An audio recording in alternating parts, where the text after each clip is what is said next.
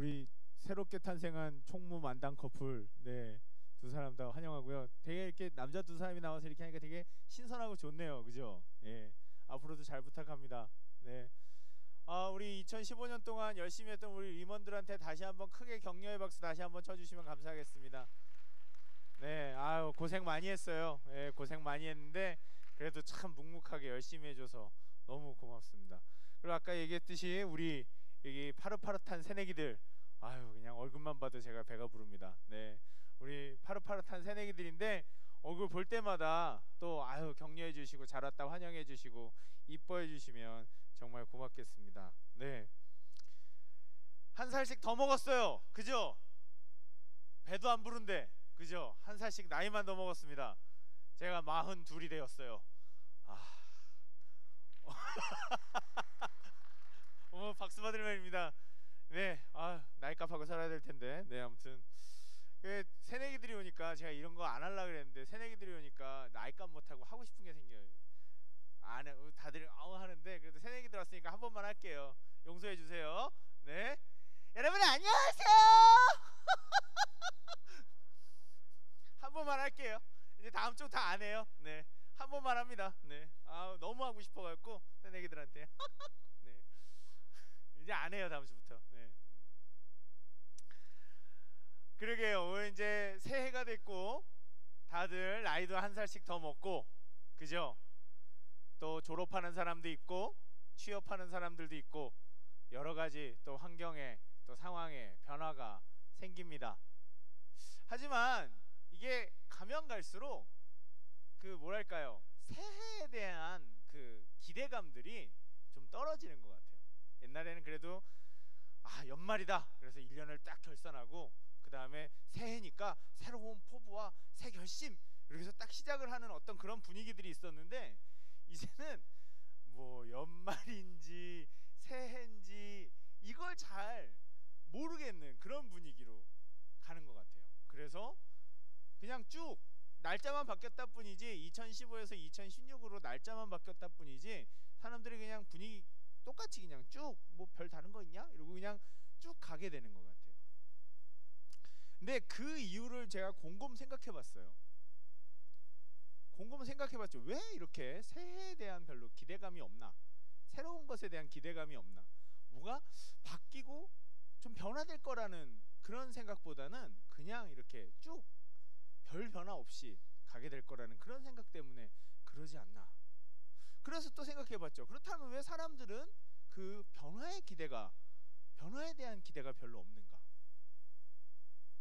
왜 새해면 좀 다르겠지, 달라지겠지라고 하는 생각들을 사람들이 이제는 왜 좀 못하게 되는 걸까? 라고 또 생각을 해봤죠. 또 생각을 해봤는데 그것은 우리가 살아가고 있는 지금 이 환경이, 내가 살고 있는 지금 이 상황이 별로 변하지 않을 거라는 생각 때문이라는 거죠. 그래도 내년엔 좀 달라지겠지 이런 생각을 하는데 실제적으로 생각을 해도 환경은 안 달라질 걸 뻔히 알고 있기 때문에 사람들이 기대를 못하게 된다는 거죠. 새해에도 안 달라져, 안 변해, 똑같아, 이런 생각을 많이 가지고 있기 때문에. 그러면 우리 환경 속에서 우리가 변하지 않는다라고 생각하는 그 모습, 상황들은 어떤 것일까요? 그래서 제가 또 곰곰이 생각해 봤어요. 우리 상황 속에서 뭐가 그렇게 안 변하길래 사람들은 변화에 대한 기대를 별로 못 가지고 있는가? 물론 여러 가지가 있을 수 있습니다. 그런데 그 중에서도 가장 우리의 삶에 있어서 변화되지 않고 변화되지 않기 때문에 우리를 힘들게 하고 힘들게 하기 때문에 기대하지 못하게 하는 그것은 바로 무엇일까? 라고 생각해 봤는데 그것은 바로 정말 숨막히게 계속되어지는, 숨 쉴 수 없을 정도로 계속해서 압박으로 다가오는 바로 경쟁이라고 하는 것이었습니다. 경쟁. 취업 경쟁, 학업 경쟁, 그죠? 이제는 뭐든지 다 경쟁이 되는 것 같아요. 이제는 뭐든지 다 내가 다른 사람보다 조금 더 앞서야 된다라는 그것 때문에 아주 작은 것까지 다 경쟁을 하게 됩니다. 저는 그 얘기 듣고 깜짝 놀랐어요. 요즘에는 대학교에서 전공도 과외를 받는다면서요. 전공도 과외를 받는데요. 전공은 학점을 잘 받기 위해서. 복학하거나 뭐 늦게 들어온 사람 아니면 편입을 했던 이런 사람들 같은 경우에는 그 분위기를 따라가기 위해서 정말 그 전공을 과외받아서 A 플러스 받기 위해서 그런 식으로까지 경쟁을 하게 되는 걸 이야기를 들었습니다. 깜짝 놀랐어요. 아니 대학에 들어가서까지 과외라니 이게 무슨 소리인가. 근데 그게 바로 그 이유가 바로 무엇이냐면 그게 바로 나에게 다른 사람에게 뒤처질 수 없다 라고 하는 그 경쟁, 그 구도 때문에 과외를 받아서라도 내가 다른 사람보다 좋은 학점을 받아야 된다 라는 생각이 들기 때문이라는 거죠. 우리 사회 전체를 지배하고 있고 특별히 우리 청년들의 삶을 거의 쥐락펴락하고 있는, 거의 그것 한 가지로 지금 붙들려 살고 있는 것이 바로 경쟁에서의 승리라고 하는 것이죠. 근데 우리 사회가 도대체 왜 이렇게, 특별히 우리 청년들이 왜 이렇게 이 경쟁이라는 것에 목숨을 걸게 되고 이 경쟁에서 승리하기 위해서 내 모든 삶을 다 거기다 투자를 하고 모든 노력을 투자해서까지 그렇게 살아가고 있는 것일까? 왜 우리 사회는 이렇게 경쟁하는 사회가 됐을까? 또 곰곰 생각해 봤어요. 왜 우리는 이렇게 경쟁하지? 경쟁하지 않고 살아도 되는데 그럼에도 불구하고 우리는 왜 한 사람도 경쟁하지 않는 사람이 없을까?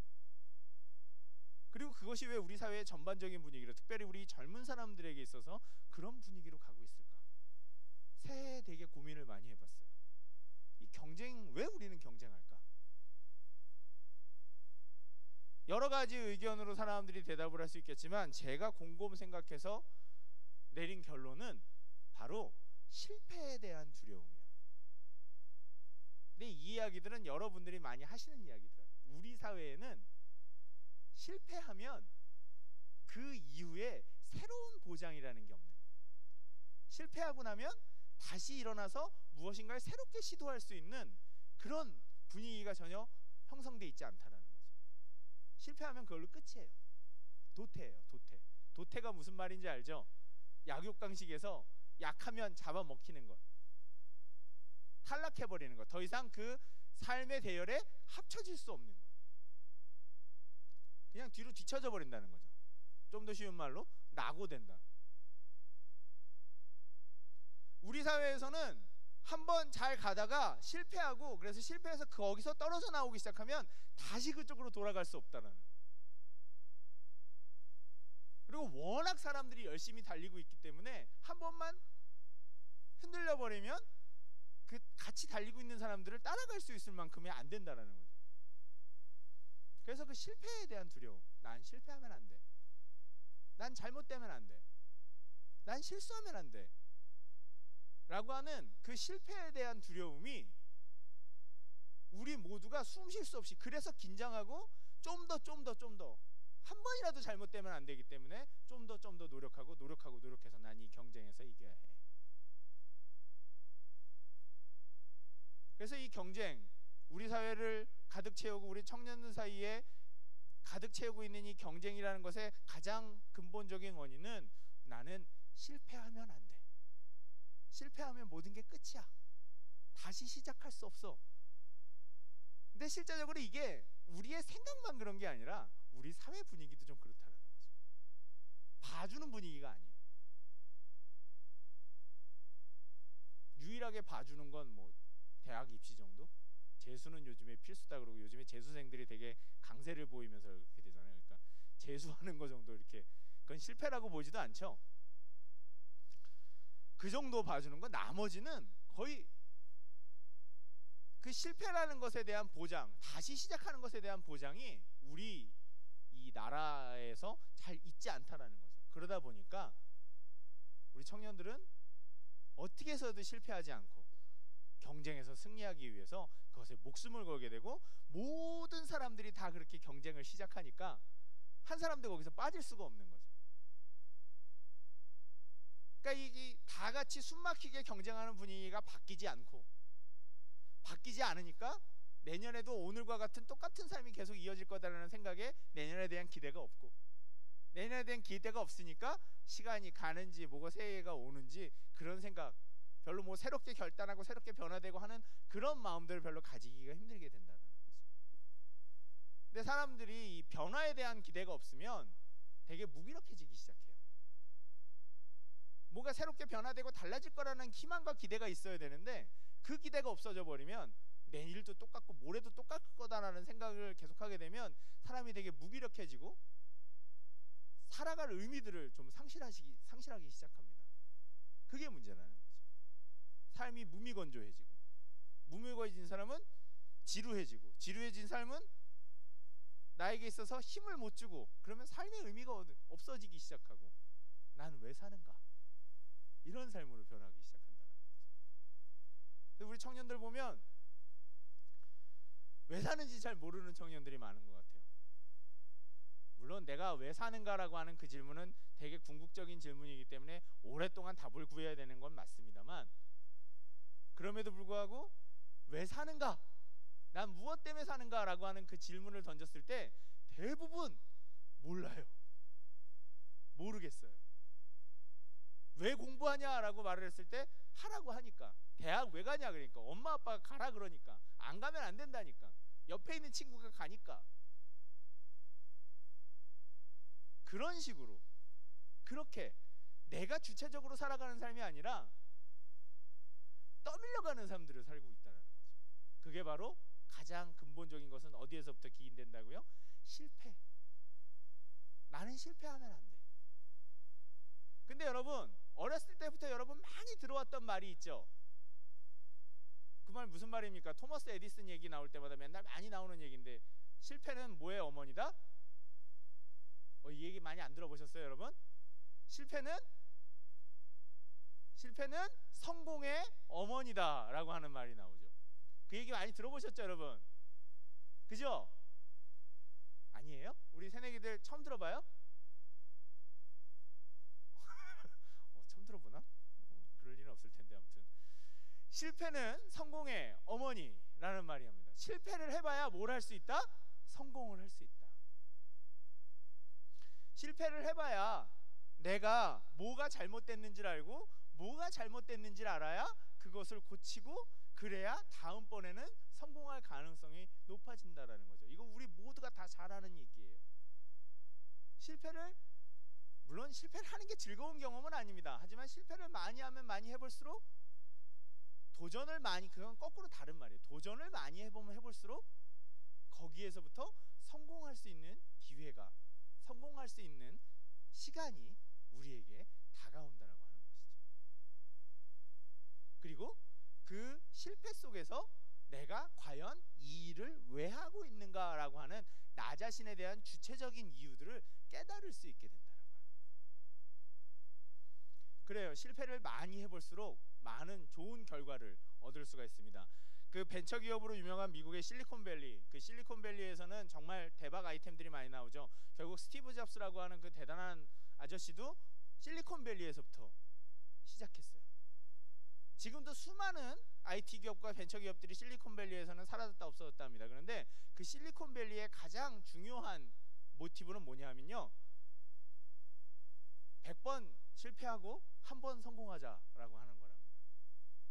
많이 실패해보고 그러다 보면 한 번 성공해서 대박을 터뜨리는, 실패에 대해서 전혀 그것을 뭐라 하지도 않고 실패하는 것이 당연한 것, 그리고 그런 많은 실패 중에 한 번 성공해야 되는 것, 그게 중요하다라고 그 사람들은 생각하고 있다는 거죠.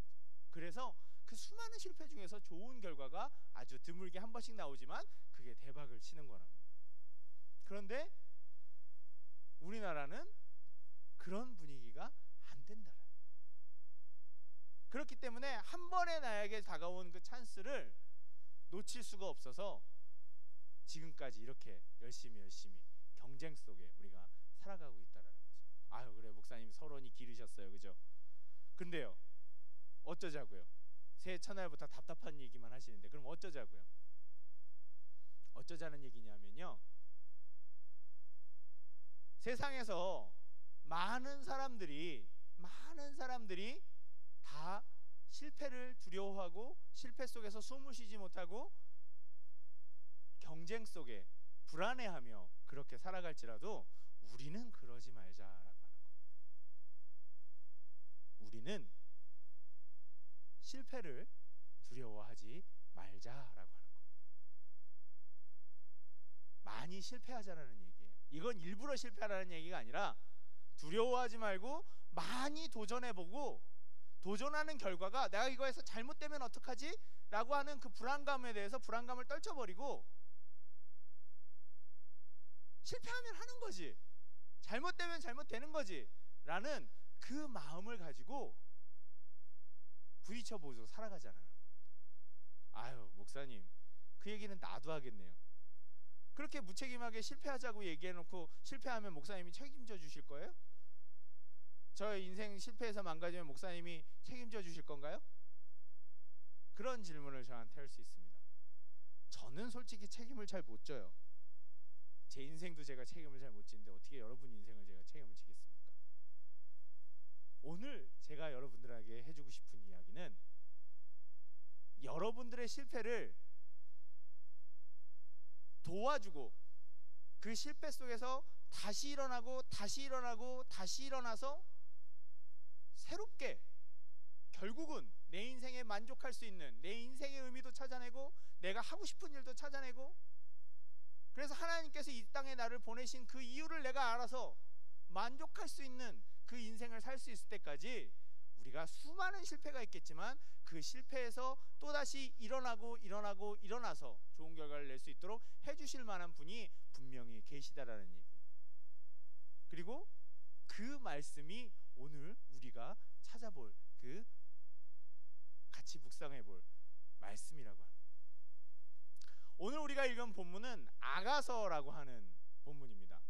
영어로는 Song of Songs라고 여겨요. 노래들 중에 노래라고 얘기하고, 이것을 히브리어로는 쉬르 하쉬르라고 합니다. 하쉬르 하쉬림이라고 얘기하는데 노래들 중에 노래다. 이 아가서에는요 예수님 얘기가 하나도 없어요. 하나님 얘기도 하나도 없어요. 그리고 좀 야한 얘기도 많이 나와요. 왜냐하면 남녀 간의 사랑 얘기이기 때문에 그렇습니다. 저는 초등학교 때 아가서를 처음 읽었는데요 되게 놀랐어요. 생각보다 야해서. 그래서 한동안 아가서만 읽었어요. 좀 발랑 까졌죠. 초등학교 3학년 때인데. 그런데 그럴 정도로 전혀 성경 같지 않고 전혀 이 거룩한 얘기들은 별로 안 나옵니다. 그런데도 불구하고 이 아가서는 구약 성경의 한 자리를 차지하고 있어요. 근데 중요한 건요, 이 아가서가 어디에서부터 쓰여진 말씀이냐면, 어디에 주로 쓰여졌던 말씀이냐면, 사람들이 성전에 모여서 하나님께 제사를 드리고 예배를 드리게 되는 그런 상황에서 대제사장이 사람들 앞에서 대표로 낭독하게 되어지는 노래가 바로 무엇이냐면 바로 이 아가서의 노래였다라는 거 하는 거죠. 이렇게 하나님 얘기는 하나도 안 나오고 남녀 간의 사랑 얘기만 나오는, 그것도 아주 좀 이렇게 수위 있는 사랑 얘기만 나오는 이 얘기를 그런 거룩한 자리에서 읽었다고? 이런 생각이 들죠. 근데 그 이유는 바로 무엇이냐면, 전통적으로 이 아가서, 솔로몬과 술람미 여인의 사랑을 얘기한 이 아가서는 전통적으로 어떻게 해석이 되냐면 바로 하나님께서 자신의 백성을 사랑하는, 솔로몬과 술람미 여인이 남편과 아내의 어떤 그런 연인의, 그리고 또 부부의 어떤 그런 모습으로 나타났다고 하면, 바로 하나님과 이스라엘 백성들도 하나님께서 남편이시고 그리고 이스라엘 백성이 부인 되는 것처럼, 아내 되는 것처럼, 사랑하는 연인처럼 그렇게 이 아가서는 설명이 되었고 은유적으로 그렇게 하나님과 이스라엘 백성들의 사이를 설명했다고 하는 것이죠. 그리고 여러분들이 구약 성경을 쭉 읽어보면 나오지만, 대부분 우리는 신약 성경을 통해서 하나님 우리 아버지시고 우리가 하나님 자녀 이렇게 되는 걸로 많이 또 생각을 하게 되지만, 구약 성경에는 주로 하나님과 하나님의 백성의 관계를 뭘로 표현했냐면 연인 관계로 많이 표현을 했어요. 부부 관계로 표현을 했어요. 남편과 아내, 연인, 애인, 사랑하는 사람, 그렇게 많이 표현을 한 것이죠. 그래서 이 아가서는 결론적으로 어떻게 되냐면 하나님과 하나님의 백성이 얼마만큼 진하게 사랑하는 관계인가를 잘 설명해 주고 있다는 거예요. 그렇기 때문에 이 노래는 제사 드리는 그곳에서 제사장에 의해서 낭독되어졌던 그런 노래, 불리어졌던 노래라고 할 수 있는 것이죠. 그렇기 때문에 하나님 얘기는 하나도 없어도 이 아가서는 성경의 한 부분을 차지하고 있습니다. 하나님께서 하나님의 백성들을 어떻게 사랑하시는가. 그런데 그 본문 중에 우리가 읽었던 본문, 오늘 우리가 읽었던 아가서 2장 10절은 핵심 중에 핵심 구절이라고 읽을 수가 있어요. 자, 우리가 한 번만 좀 다시 한번 읽어보도록 하겠습니다. 2장 10절 읽어봅시다. 시작. 나의 사랑하는 자가 내게 말하여 이르기를 나의 사랑 내 어여쁜 자야 일어나서 함께 가자. 나의 사랑 나의 사랑 내 어여쁜 자야 일어나서 함께 가자. 그냥 이 구절만 봐도 뭔가 이렇게 사랑이 이렇게 뚝뚝뚝뚝 떨어지지 않습니까? 나의 사랑하는 자가 내게 말하여 이르기를 나의 사랑 내 어여쁜 자야 일어나서 함께 가자. 이게 원래 찬양도 있어요. 나의 사랑 나의 어여쁜 자야 일어나 함께 가자. 이렇게 좀 이렇게 부르는 이런 찬양이 있어요. 네. 오늘 제가 그거 부르려면 너무 그럴 것 같아서 못 불렀는데, 하나님이 하나님의 백성을 부르시고 찾으시고 그 관계 설정이 내가 사랑하는 사람이고, 그리고 그 사랑하는 존재가 나에게 나의 사랑 내 어여쁘고 귀엽고 깨밀어 죽이고 싶은 내 사랑아 일어나서 함께 가자 이렇게 얘기를 한다는 거죠. 여기서 이 일어나서 함께 가자, 오늘 우리 담임 목사님 설교 본 제목도 일어나서 함께 가자입니다. 근데 거기는 본문이 마태복음 23장 46절이고 똑같은 일어나서 함께 가자지만 저는 오늘 이 아가서 2장 10절을 골라봤습니다. 마태복음의 23장은 명령이에요. 일어나라. 내가 지금 움직이니 너희들도 나와 함께 움직이자. 그것도 예수님의 명령이시고, 그래서 우리도 같이 움직여야 하는 것이 맞죠. 하지만 오늘 이 본문은 명령이 아니라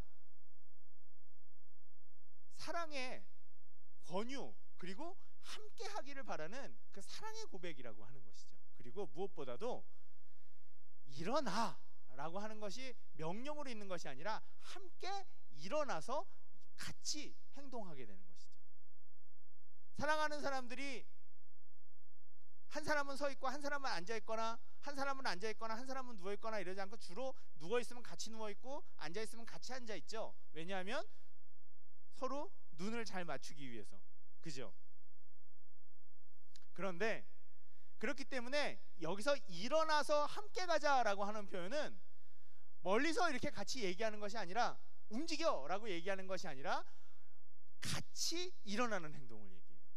일어날 수 있도록 서로가 돕는 것, 아니면 한쪽이 한 사람을 일어날 수 있도록 힘을 써서 일으켜주는 것을 얘기하는 거죠. 일어나라가 단순히 명령이 아니라 일어날 수 있도록 도와주는 것을 얘기합니다. 그렇지 않겠어요, 여러분? 여러분이 사랑하는 연인과 함께 누워있다가 부인과 누워있다가 이러는데 일어나! 그러고 혼자 확 가겠어요? 그렇게 하면 좀 이상한 거죠. 둘이 싸웠거나 아니면 사이가 안 좋거나 그런 거예요. 사이가 좋은 연인들은 어떻게 합니까? 내가 먼저 일어나더라도 손을 붙잡고 일어나주거나 아니면 먼저 일어날 수 있도록 밀어주거나 하는 그런 모습들을 보여주죠. 일어나서 함께 가자라고 하는, 나의 사랑 내 어여쁜 자야 일어나서 함께 가자라고 하는 그 말은, 내가 아직 움직일 수 없는 상황일지라도, 내가 아직 누워있을지라도 앉아있을지라도 혹은 넘어져 있을지라도 그것을 일어날 수 있도록, 서서 걸어갈 수 있도록 도와주고 세워주는 그것을 얘기하는 것이죠. 우리는 많이 넘어집니다. 아까 그래서 제가 여러분들한테 말씀을 드렸어요. 실패라는 것, 실패를 얘기할 때 제일 먼저 나타나는 현상은 넘어지는 거예요. 좌절이라고 할 때 우리가 OTL 쓸 때 어떻게 합니까? OTL 쓸 때 이렇게 넘어져 있는 그 자세를 보이죠? 넘어지고 나 스스로 움직일 수 없고 내 마음이 스스로 나를 움직여갈 수 없고 내 몸도 내가 스스로 움직여갈 수 없고 내가 추구하는 희망도 사라지고 모든 것들이 실패로 인해서 다 없어지기 시작했을 때, 나 스스로가 나를 어떻게 극복할 수 없을 때, 우리 삶에는 예수 믿는 우리의 삶에는 바로 누가 있으시냐면 일어나서 함께 가자라고 하는, 일어나서 일어날 수 있도록 우리를 도우시는 그분이 계시는 거예요. 나를 사랑하는 하나님. 그런데 그냥 얘기하시는 게 아니라 그 앞에 부분이 더 중요한 거예요. 나의 사랑하는 자가 내게 이야기하기를, 나를 사랑하는 그분이 나에게 이야기하기를, 나의 사랑, 너는 내 사랑이고 내 어여쁜 자다. 그러니 나는 네가 다시 일어나기를 바란다. 그뿐만 아니라 일어날 수 있도록 그 도와주는, 손을 붙잡고 당겨주고 뒤에서 밀어줘서 다시 일어나서 걸어갈 수 있도록 해주는 그 행동을, 왜? 내가 너무나도 사랑하는 존재이기 때문에. 우리가 실패할 수 있고 우리가 혹은 좌절할 수 있고 넘어질 수 있을지라도 우리가 그것을 다시 딛고 일어날 수 있는 것은 바로 다른 것이 아니라 항상 나를 다시 세워주고 일으켜주고 무엇인가 새롭게 시도할 수 있게 해주시는, 용기를 주고 사랑을 주시는 누가 있기 때문에? 하나님이 있기 때문에. 하나님은 우리의 실패의 보장 같으신 분이에요. 우리가 실패해도, 우리가 잘못돼도, 우리가 좌절해도 우리를 다시 일으키시는 하나님이 우리에게 계시기 때문에 우리는 실패할 수 있고 해도 됩니다. 안 되는 게 아니에요. 실패할 수 있어야 됩니다. 저 되게 놀랐는데 핀란드에는 실패의 날이라는 게 있대요. 실패의 날. 국가 지정일이래요. 그래서 그날은 모든 사람들이 실패에 대한 경험을 나눈대요. 노키아 사장이, 왜 노키아 쫄딱 망했잖아요, 여러분. 휴대폰 만드는 노키아. 그 노키아 사장이 나와서 나 이렇게 실패했는데 왜 뭐 때문에 이렇게 실패했다고 사람들 앞에서 그 얘기를 나눈대요. 그래서 다시는 우리가 다 같이 실패하지 말자. 그걸 부끄러워하지 않는데요. 전 그 얘기 듣고 참 놀랐어요. 실패는 우리에게 부끄러운 것이 아닙니다. 넘어졌으면 다시 일어나면 돼요. 근데 혼자 일어나기가 좀 힘든 것뿐이죠. 그럴 때 누가 있어요? 일어나 함께 가자라고 얘기하는 나의 사랑, 내 어여쁜 사람, 나의 사랑, 나의 어여쁜, 나를 그렇게 여기시고 내 사랑 되시는 하나님이 계시다라는 거죠. 나에게 용기를 주시는 하나님. 제가 지난주에도 그런 설교를 했습니다만, 일어날 수 있게 해주시는 하나님, 그분이 계세요. 여러분, 하나님이, 우리가 그 축구 경기 같은 거 할 때 보면 선수가 이렇게 넘어져 있으면 동료가 가서 이렇게 손을 뻗어주죠. 그죠 여러분? 근데 이 친구 혼자 일어날 수 있잖아요. 근데도 손을 뻗어주면 어떻게 해요? 쭉 당겨서 그 손을 의지해서 일어납니다. 근데 그 광경이 너무 좋아요. 하나님은 우리가 넘어져 있거나 우리가 실패하고 힘들어하는 와중에도 항상 우리에게 손을 뻗으십니다. 내 손을 잡아라. 같이 일어나자. 같이 일어나자. 함께 일어나서 함께 가자.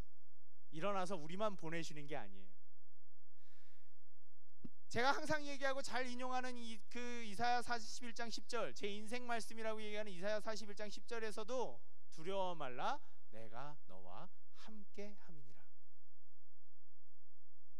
제가 지난주 설교에도 말씀드렸지만 하나님은 우리를 떠나시는 분이 아니에요. 여러분, 사랑하는 존재와는 항상 같이 있고 싶죠? 그렇습니까 여러분? 애인들과는 항상 같이 있고 싶죠? 떨어지고 싶지 않죠? 많이 사랑하면 떨어질 수가 없어서 그래서 결혼하는 거예요 여러분. 더 이상 떨어지기가 싫어서. 사랑하는 존재는 이별하는 존재, 멀리 있는 존재가 아닙니다. 사랑하는 존재는 가까이 있는 존재, 더 가까이, 더 가까이, 더 가까이 있기를 바라는 존재입니다.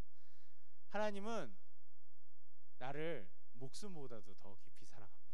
자신의 생명보다도. 그러니까 나를 위해서 죽었죠. 그렇습니까 여러분? 그렇습니까? 하나님은 우리를 떠나는 적이 없어요. 나는 하나님을 잊어버리고 나 혼자 있다라고 생각할 때가 있어도 하나님은 절대로 나를 떠나는 적이 없습니다. 버리는 적이 없습니다. 있는 적이 없어요. 이사야 44장 22절에 너는 나의 잊음이 되지 않느니라, 내가 너를 잊어본 적이 없다, 이렇게 얘기를 하세요.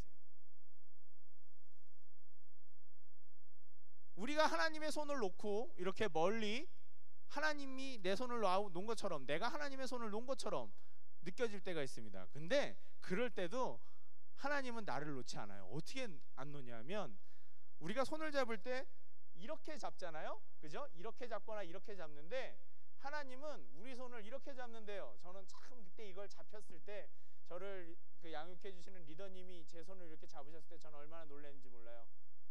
하나님은 이렇게 잡으신대요. 여기를 이렇게 잡으신대요. 그래서 내가 하나님 손을 놔도 하나님은 내 팔을, 내 손을 계속해서 붙잡고 계시는 거죠. 하나님은 나를 놓질 않아요. 하나님은 나를 떠나지 않아요. 내가 하나님을 잊고 있을 뿐이죠. 하나님은 언제나 나와 함께 하시는 분입니다. 여러분, 두렵고 힘들고 좌절됐을 때, 나는 아무도 없고 나 혼자라는 생각이 들 때가 제일 힘들 때지만, 언제나 누군가가 나와 함께 있다라는, 그리고 언제나 나를 손 내밀어서 붙잡아 일으켜 줄 수 있는 존재가 있다라는 것, 그것이 바로 실패의 두려움, 내가 이거 끝나고 나면 실패해서 잘못되면 어떡하는가 라고 하는 그 두려움을 이길 수 있는 가장 큰 힘이에요. 나는 혼자가 아니다. 운동선수들이 슬럼프를 견디고 그것을 견디어서 어려움을 견디고 다시 재기해서 우승하거나 이렇게 됐을 때 이런 얘기합니다. 뭐가 힘들 때 뭐가 가장 힘이 됐나요? 그러면 가족들의 격려가 가장 힘이 되었습니다. 이렇게 얘기를 해요. 가족들이 대신 운동해 주는 거 아니잖아요, 그죠? 가족들이 대신 훈련시켜주고 막 그러는 거 아니에요. 가족들이 해준 건 힘내라, 사랑한다, 내가 옆에 있다, 화이팅, 이런 거 해준 거라고요. 우리 삶에 누군가가, 떠나지 않는 누군가가, 지치지 않는 누군가가 나를 끊임없이 사랑해주고 지지해주고 함께해주고 돕고 이끌어주는 존재가 있다는 것은 가장 실패를 이길 수 있는 가장 확실한 자신감, 용기, 근거가 된다라고 하는 것입니다. 하나님은 우리를 일으켜줄 뿐만 아니라, 일으켜준 이유에도 등떠밀어 자 이제 가, 됐지? 이게 아니라 가자, 이제 가자, 우리 같이 함께 가자라고 하시는 분이라는 거죠. 그리고 말 그대로 뒤에 하나님은 항상 우리에게 가자라고 얘기하세요. 가자. 가자라는 말은 미래지향적인 말입니다. 어디로? 라는 말이 있는 거죠. 이 가자라는 말은 목표를 설정하고 있는 말이에요. 일어나로 끝나지 않습니다. 일어나 함께로 끝나지 않습니다. 어디로 갑니까? 같이 가는 거예요. 가는 방향들은 우리가 전체적으로 다 하나님의 나라를 위해, 하나님을 위해 그 목표로 가는 것이겠지만, 우리의 인생은 다 다르고 우리의 삶의 방법들이 다르고 생긴 게 다 다르기 때문에 우리가 가는 길은 다 달라요. 그 자체 과정들은 다 다릅니다. 하지만 그 가는 길을 다 다른 길로 한 군데로 하나님의 나라를 위해서, 그 인생의 길을 위해서 가겠지만, 하지만 그 가는 길, 그 과정 자체를 함께 움직이고 이루어가는, 마무리하러 가는 그런 과정의 동사라는 거죠. 가자. 우린 모두 다 삶의 목표를 가지고 갑니다. 여러분 다들, 그죠? 근데 그 목표를 이루기 위해서 그냥 함께 있는 것으로 만족하는 것이 아니라 그 목표를 이루고 완성시킬 수 있도록 해주시는 분이, 실패해도 잘못돼도 머뭇거려도 망설여도 좌절돼도 그것을 끝까지 해낼 수 있도록 가자, 야 가자, 가자 라고 이야기해 주시는 분이 하나님이시라고 하는 거죠. 여러분, 제가 이렇게 이야기한다고 해서 여러분들 마음속에 실패에 대한 두려움과 상황에 대한 두려움들이 일시에 확 사라질 거라고 생각하지는 않습니다. 아유, 목사님 또 비슷한 얘기 하시네, 이렇게 생각할 수도 있어요. 하지만 여러분, 나의 사랑, 내 어여쁜 자야, 일어나서 함께 가자 라고 하는 이 말씀을 오늘 이 실패에 관련된 이 부분과 함께 꼭 기억해 두십시오. 여러분들의 실패의 위기가 다가오는 그 순간에, 내가 실패했다고 생각되는 그 순간에, 나 실패해서 다 끝날지도 몰라라고 하는 불안감이 내 마음을 덮는 그 순간에, 나 이제 어떡하지? 라는 그 힘든 마음이 여러분들에게 닥쳐오는 그 순간에, 여러분, 나의 사랑, 내 어여쁜 자야, 일어나서 함께 가자. 내가 너를 일으켜주고 일으켜줬을 뿐만 아니라 내가 너랑 지금 같이 있고 손을 잡고 같이 그 일들을 이루러 가자. 같이 만들러 가자. 같이 완성시키러 가자. 네 인생, 네 목표 같이 완성시키러 가자 하시는 그 말씀으로 여러분들이 꼭 저는 힘을 얻을 수 있을 거라고 생각합니다. 그리고 수많은 실패를 두려워하지 않는 마음을 가질 수 있게 될 거라고 생각합니다. 그리고 한 번, 두 번 실패하게 되더라도 이길 수 있을 거라고 생각합니다. 그걸 기억한다면, 그리고 마음속에 간직하고 계신다면, 여러분, 실패하세요. 저는 감히 얘기하고 싶습니다. 괜찮아요. 여러분들이 실패해도 다른 사람들이 좀 빨리 가는 것 같죠? 그죠? 근데 그 사람들도 잘 모르고 빨리 뛰어가는 거예요. 모르고 빨리 뛰어간다고요. 대부분 그래요. 가다가 그 사람들 스스로 멈출지도 몰라요. 나 어디까지 왔지? 여기 어디로 가고 있지? 여러분, 속도가 중요한 게 아니라 방향이 중요한 거라고 그런 얘기 많이 들으셨죠? 근데 방향 설정을 잘 하려고 하면 실패를 많이 해보는 수밖에 없어요. 그래야 이 방향인지 저 방향인지 다 알 수가 있잖아요. 그래서 결국은 여기구나 라고 알 수 있게 되는 거예요. 방향 설정이 잘 되면 그 다음서부터는 속도는 저절로 나게 돼 있어요. 아무리 빨리 가다가 50, 60 돼서 나 이게 뭐지 하고 허무해서 인생 허무해라고 하고 이렇게 되는 것보다 좀 늦게 시작해도 올바른 방향 설정을 가지고 끝까지 잘 가는 게 중요한 거예요. 일어나서 함께 가자 하시는 하나님의 말씀을, 내 사랑하는 자야 일어나서 함께 가자 하시는 하나님의 말씀을 기억하면서 여러분, 실패를 두려워하지 맙시다.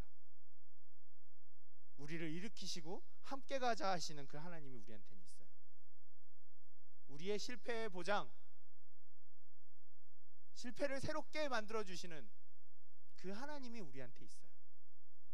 그 하나님이 우리의 아버지 혹은 우리의 남편, 우리의 애인입니다. 2016년 여러 가지 수많은 시도들을 하시겠죠, 여러분. 특별히 우리 신입생들에게는 2016년이 되게 어려운 한 해가 될 수도 있어요. 모든 게 다 새로우니까. 정말 고등학교 또 다르거든요. 하지만 실패했다고 해서 절대로 낙오자도 아니고 정말 도태되는 사람도 아니라는 것을 담대한 마음으로 알고, 그게 나 혼자서의 담대한 생각이 아니라 일어나서 함께 가자.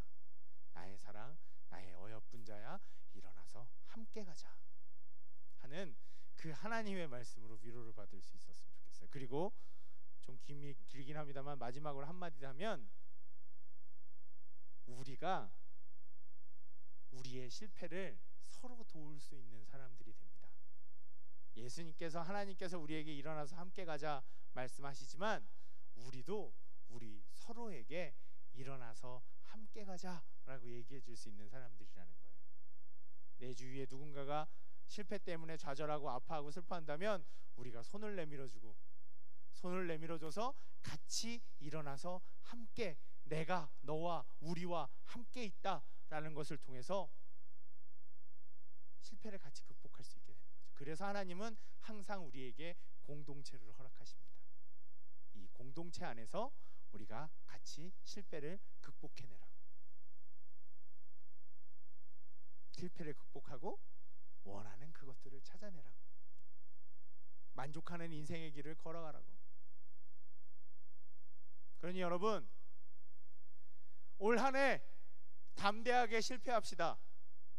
성공만을 외치는 이 사회에서 우리 담대하게 실패합시다. 그리고 진짜 다른 사람들이 시켜서 사람들이 말해서 이 길인가 보다라고 하고 가는 게 아니라 내가 원하는 정말 찾는 하나님 기뻐하고 내가 기뻐하는 그 길을 걸어갑시다. 자랑스러운 실패자가 되고 그 실패를 기뻐하시고 오히려 나를 일으켜 세우시는 하나님 안에서 우리가 행복해 합시다. 불안해하지 말고 떨지 말고 조급해하지 말고 그 경쟁 속에 나를 내몰지 말고 다른 사람들이 한다고 해서 나도 덩달아 하는 그런 인생이 아니라 내가 원하는 길, 하나님께서 하기를 원하시는 그 길을 우리가 기쁘게 실패 속에서, 만족스러운 실패 속에서, 야, 나 또 실패했네 그럼 다음에 또 하면 되지, 이런 만족스러운 실패 속에서 2016년 아직 앞으로 우리에게 남아있는 이 삶들을 기쁘게 살아갑시다. 그러니 실패 속에 있는 우리 청년들일지라도 아파하거나 너무 좌절하거나 나 끝났어, 나는 아무것도 안 되나 봐, 이런 생각하지 마세요. 오늘 하나님이 여러분들에게 다시 한번 말씀하십니다. 나의 사랑, 내 어여쁜 자야, 일어나서 함께 가자. 다시 한번 읽어볼까요? 읽어보고 마치겠습니다. 2장 10절 다시 한 번만 읽어보고 마칠게요. 큰 소리로 다시 한번 읽어봅시다. 시작. 나의 사랑하는 자가 내게 말하여 이르기를 나의 사랑, 내 어여쁜 자야, 일어나서 함께 가자. 여러분, 아침마다 우리 목사님, 제가 송구영신 예배 때 이거 듣고 너무 감동했는데, 일어나 내 영혼아 힘을 발하라 라고 하는 그걸 수백 번 하라고 얘기하시더라고요.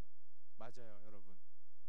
그걸 내가 잊지 않기 위해서 우리 마음속에서 되뇌이면 말씀이 우리 안에서 능력으로 역사합니다. 그리고 그 말씀을 만난다는 것은 하나님을 만나는 걸 의미해요. 뭐 이 얘기는 여러 번 했으니까 더 얘기하면 그렇겠죠. 이 말씀 우리가 2016년 동안 꼭 기억하면서 실패를, 우리 인생의 모든 실패를 우리가 굳세게 이겨나가고 결국은 우리의 만족하는 인생을 살아갈 수 있는 우리 청년들, 또 같이 예배드리는 모든 주님의 성도님들 되셨으면 좋겠습니다. 기도하겠습니다. 주님, 그렇습니다. 우리 인생에서 가장 우리를 힘들게 하는 것은 실패에 대한 두려움.